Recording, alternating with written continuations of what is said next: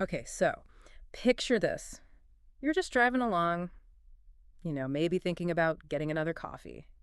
And suddenly, bam, car crash. Yeah. But when you wake up, it's not the next day or anything like that. It's 4 years later. And get this, someone else has been living your life. Wow, yeah. Your job, your friends, maybe even your partner, they all think this other person is you. Oh, that's creepy. It's like straight out of a nightmare, right? Yeah. Well, that's just the tip of the iceberg for our deep dive today into Sylvain Neuvel's Waking Gods. Those questions of identity, what makes us us, Neuvel really dives into them. It does, yeah. Yeah. This other Rose Franklin, she didn't just disappear. She made choices, had relationships, like a whole life happened. Exactly, Yeah. like some kind of sci-fi identity theft. But we're seeing all this through like a collection of files, logs, reports. Oh, I love that about this series. Right, it's like we're piecing together this puzzle of how the whole world's reacting. Yeah, to the giant robot Themis. Yeah. And now this whole other Rose thing on top of it. And that format, it's so cool because we're not just stuck in one person's head. Right. It's not just, oh, here's the main character's thoughts. Yeah. We get the government freaking out, scientists arguing, even like online forums going nuts. It's that global paranoia. You don't know who to trust, makes it super real. Okay, so to recap, we've got this giant robot from the first book, now a scientist who's back but different. So where does Waking Gods go from there? Well, hold on to your hats because things get wild. Oh, no. A second giant robot shows up. And this one isn't just standing around like Themis. We're talking like city smashing, teleporting. It's a whole different ballgame. Uh-oh. Like it's not here to make friends. Nope, it's making a statement. It's giving me Independence Day vibes. Totally. Everyone thought the first alien ship was cool. Right, until it blew up everything. Exactly. So how does everyone react to this not-so-friendly robot? It's total 180.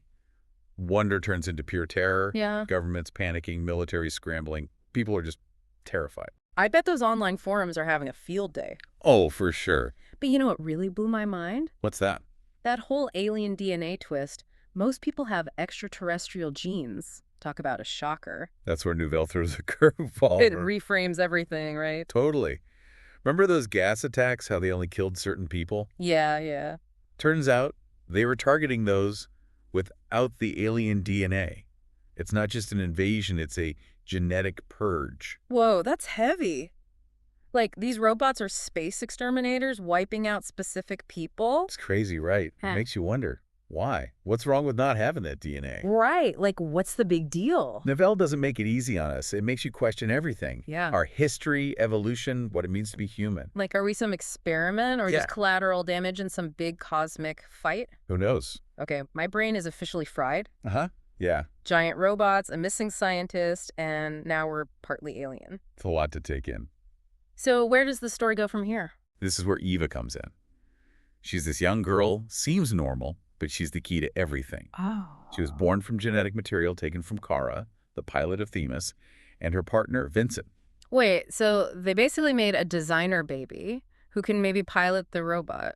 That's, Ethically murky. to say the least. Yeah, it raises all sorts of questions. Free will, manipulation, nature versus nurture. But things are desperate. People want any edge they can get. I can't imagine the pressure on Vincent. Lost his partner, finds out he has a daughter, and now she might save the world.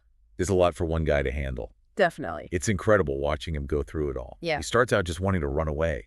But then this fierce love for Eva comes out. That's so powerful. He might not get all the science, but he'll protect his daughter no matter what. It's like even with the world falling apart, those human things still matter most. Exactly. Love, fear, protecting those we care about. It grounds the story. Definitely. But where is the original Rose in all this? Her story is so fascinating. It's not just about the missing years. Right. It's about losing your identity.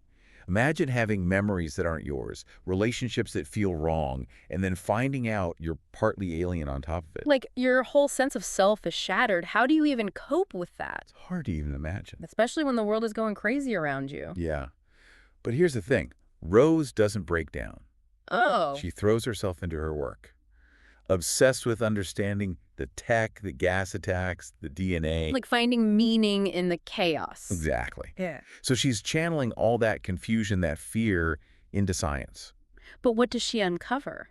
Well, she starts putting together a theory about why they're here. And it's a big one. Remember that molecule, the one that protected some people? Yeah. Rose finds out it's linked to specific alien DNA, and she thinks it's why they're here. Okay, I'm hooked. What's the connection? Why target people based on that DNA? Her theory is that they're not trying to wipe out everyone, just a certain group. It's like they're trying to erase their own genetic footprint, like undo something they did a long time ago. Whoa. Like a reset button for humanity. A chilling thought, right? But why? What's so bad about their contribution that they'd go this far? That's the mystery that drives the rest of the story. Yeah. And it leads to a showdown that will decide humanity's fate. Like, they messed up, and now they're cleaning up, but, it's costing millions of lives. Yeah, it's heavy stuff. Yeah. And it makes you wonder, is this reset really what's best for us? Right, exactly. Like, who are they to decide? Okay, but for now, let's come back down to Earth. Literally. Okay. Remember that eerie silence after the attack? Oh, yeah, it's like the whole world's holding its breath. Totally, waiting to see what happens next. And that's where the hunt for Eva really kicks into high gear. Right. Everyone, governments, scientists, even that mysterious benefactor, they're all looking for her. Because they think she can control Themis? Yeah, the theory is that since she's genetically compatible, she could be the key. So they're pinning their hopes on a 10-year-old to, fight off an alien invasion. It's a long shot, for sure. Talk about pressure. Huge pressure. And ethically, it's a minefield. Right. She was made for this. Exactly. It's like, do they even see her as a person? It's a good question. And remember, Alyssa Papantoniou, the geneticist, she's back working with the benefactor to find Eva. Oh, wow. Their motives are, well, let's just say they're not exactly clear.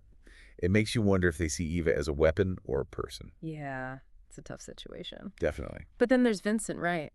Dealing with grief, being a dad, and now this whole my daughter might save the world thing. Oh, man. His journey is something else. Right. What I love about Vincent is that he's so relatable. Yeah. He's not a scientist. He's not a soldier. He's just a guy trying to figure all this out. He's just trying to be a dad. Exactly. And you see him go from, complete denial about Eva to being this fiercely protective father. Yeah. It's so heartwarming to see. It really is, even with all the sci-fi chaos going on. At first he wants to run and hide. But then when it matters most, he steps up. He does. He defies authority because nothing's more important than keeping Eva safe. It's like dad strength, Really. He might not understand aliens or robots, but he gets protecting his kid. Yeah, it's a good reminder that, love and family matter, even when it feels like the world's ending. It's that human element that anchors the story.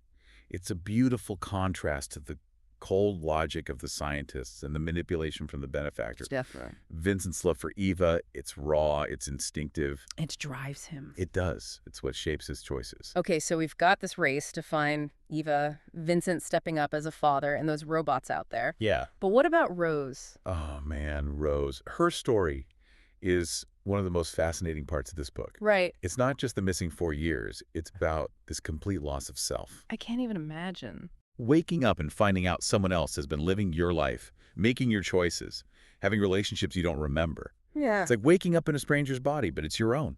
And then on top of that, she learns about the alien DNA, that she's not fully human. It's a lot to process. It's like her whole world is flipped upside down.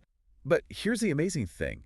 Instead of breaking down, Rose dives into her research. That's her way of coping. Yeah, exactly. Yeah. It's like the science gives her purpose in all this craziness. So she's not just accepting things. No, she's trying to make sense of it all, figure out where she fits in. It's like taking control back. Exactly. So what kind of stuff does she figure out about the alien tech and the DNA connection? Well, she starts putting all these puzzle pieces together, these little clues that no one else sees.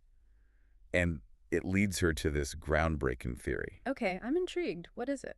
Remember those gas attacks? How they targeted specific people based on their genes? Oh, yeah, that was scary.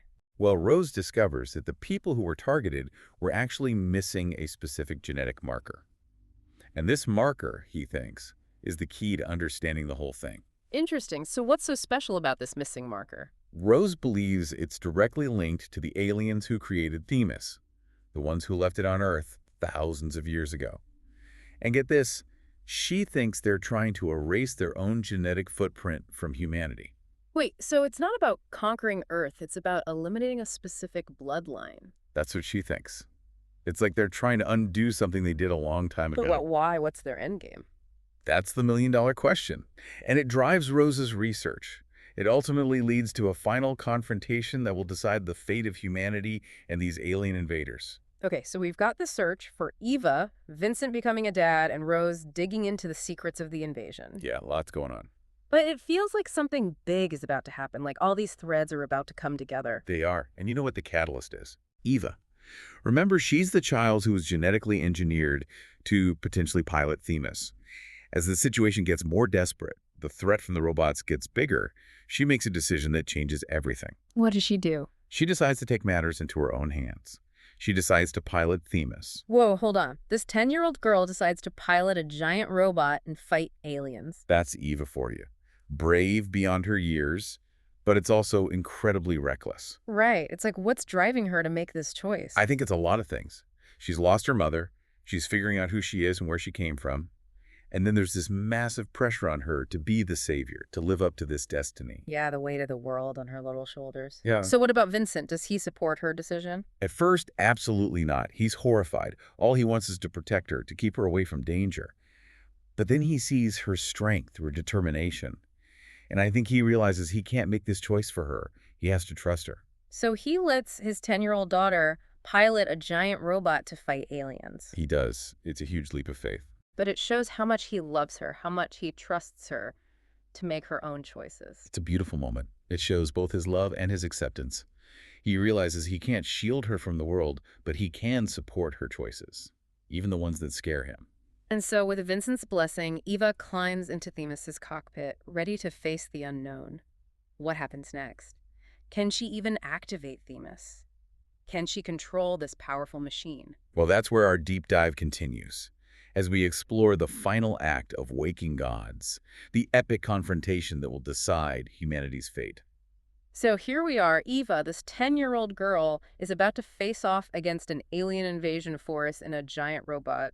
I'm getting chills just thinking about it. Yeah, it's a pretty amazing moment. It captures the scale of Waking Gods, but also those personal stories. Right. It's not just robots smashing each other. It's about courage, loss, connections. Yeah, exactly.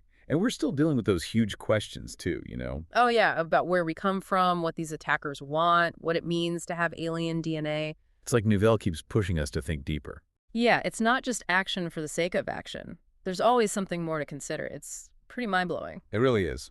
Okay, so back to Eva in the Themis cockpit. What happens when she tries to activate the robot? Well, remember, nobody's sure she can activate it. Right. There's that theory about her being compatible because of her genes, but it's a huge risk. The whole world is watching, hoping she can pull it off. Oh, absolutely. The pressure is immense. The fate of humanity resting on this little girl's shoulders. It's a lot to carry. Hmm.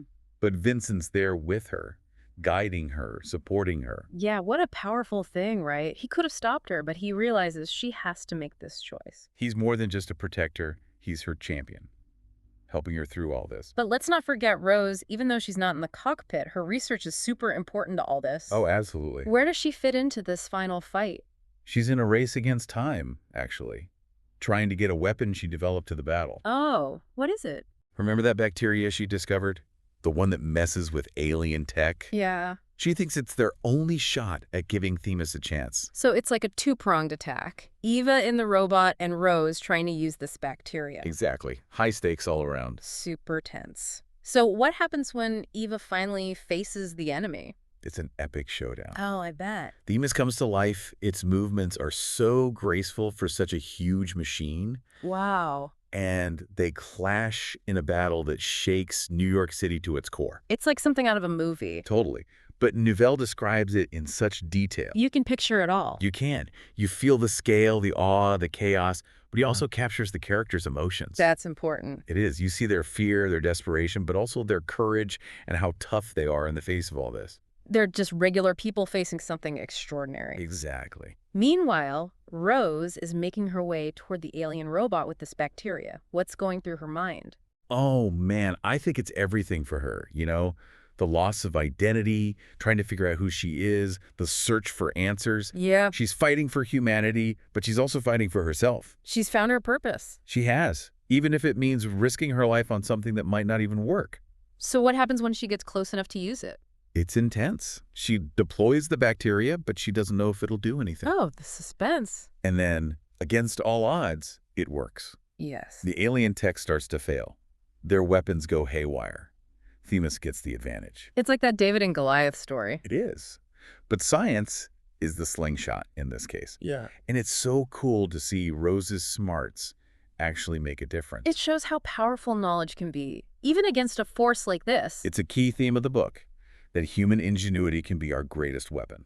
Okay, so the alien robot retreats. The Themis wins. Everyone can breathe again. For now. But is it really over? Is the danger gone? Well, that's where things get really interesting. They retreated, but they didn't give up. Right. And we still don't know why they were so focused on those specific bloodlines. Exactly. What's so special about that DNA marker? What does it mean for us going forward? So many unanswered questions. They're the questions that stick with you after you finish the book. Neuvel doesn't give us easy answers. He makes us think about the bigger picture. Are we just pawns in some cosmic game? It's a little unsettling, but it makes you think. It does. But there's also hope, right? Humanity survived. Yeah, we made it. And now we have a chance to start over, to understand ourselves better after everything we've learned. That's one of the most powerful things about Waking Gods. It reminds us that we can endure anything. We can adapt. We find a way forward. And it shows how science fiction can make us think about these huge questions while still being a great story. So as we wrap up our deep dive, I have one last thought for you. Okay. What if this wasn't a defeat for the invaders, but a test? What if they were watching to see how we'd react? What does it say about us that we were willing to fight, to sacrifice, to protect each other? Wow. That's a chilling thought. It is. But it also shows how strong we are. Maybe we passed their test. Maybe we proved ourselves worthy. Maybe. Or maybe it's just the start of something much bigger, something we don't understand yet. And on that note, we'll leave you to think about the possibilities. Thanks for joining us on this deep dive into Waking Gods. Until next time, keep exploring, keep asking questions, and keep looking up at the stars.